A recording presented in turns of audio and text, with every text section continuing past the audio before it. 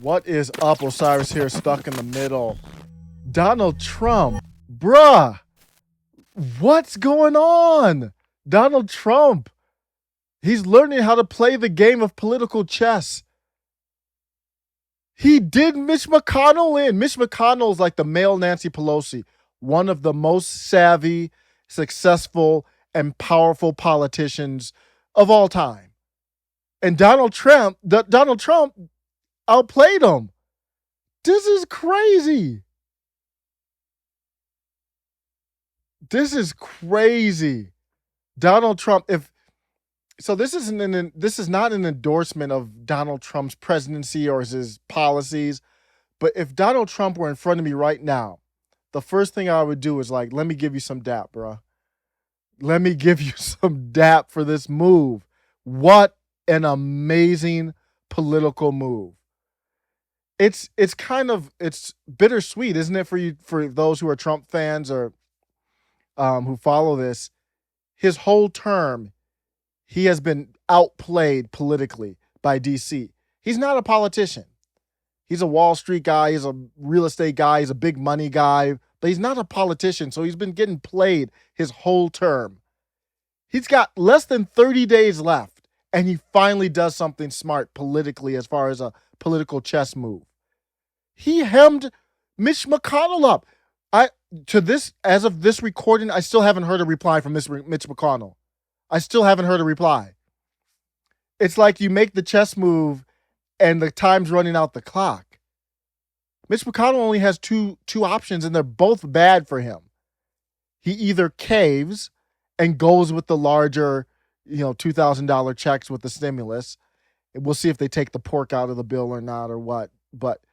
And then Mitch McConnell can block it and look terrible. This is unbelievable stuff right here. There's somebody I follow on Twitter and the channel here, Nico, and I'm going to steal his line, giving him credit here. He said Trump outflanks the Democrats from the left. Perfect.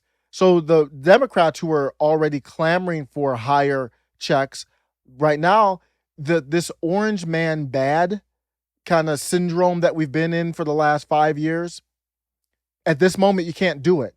And Trump had so many opportunities throughout his presidency to do that, and he failed. But he outflanked the Democrats on the left, so the Democrats are like, you can't really say orange man bad. They're saying Republicans weren't on board. They're not saying Trump is bad for his proposal. And so here's the backstory of it. So Mitch McConnell, leading up to the election, was against any type of stimulus that resembled anything that people would care about or like. He was very much against it. And it was obvious to everyone. It's all out in the open. Let's talk about it. Mitch McConnell, in my opinion, was sabotaging Trump's presidency. Hates Trump. Trump is not establishment. Mitch McConnell would give half of his net worth to have Biden be the president instead of Trump. Because Biden is basically a Republican. He's an establishment guy. We know what you're going to do. We know your move before you do it. Donald Trump is a wild card. So they wanted him out.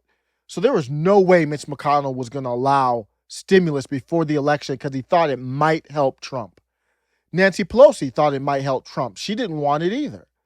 So after the election, not only did they pass this stimulus bill, Mitch McConnell had already said, we're going to be doing another one on top of this. So Donald Trump's like this, like, man, come on, man. You don't even, not even hiding it. Like, it's just out in the open. Like, now I'm all for a second bill after before you weren't even for anything when Trump needed it before the election. So Trump's like, okay, so the power's with the people. Amy Klobuchar is an example of, so Mitch McConnell's example of someone hemmed him from the right. Amy Klobuchar is example of an establishment person hemmed in from the left. And she, went on with this same orange man bad. Trump's trying to hold Americans hostage, or what did she say? She said it's an attack on every American. She said Trump is trying to burn this country down on his way out. She's not reading the tea leaves. Trump made a populist move. In a previous video, I talked about the overlap between the MAGA populists and the progressive populists. And this is that overlap. And Amy Klobuchar is not, she's falling into the trap. She should just fall in line with saying, well, hey, this is what we wanted all along. Now she's looking bad. You look at her last night, she was trending on Twitter in a negative way from Democrats, MAGA, everyone attacking her for those comments. So the big takeaway from this is you're going to see politicians go to a populist, meaning for the people movement, meaning you can't do some of the same stuff you used to do. You're going to have to play this game to get people, which I think in the end, even though it's phony, I think it's good for people. Take care.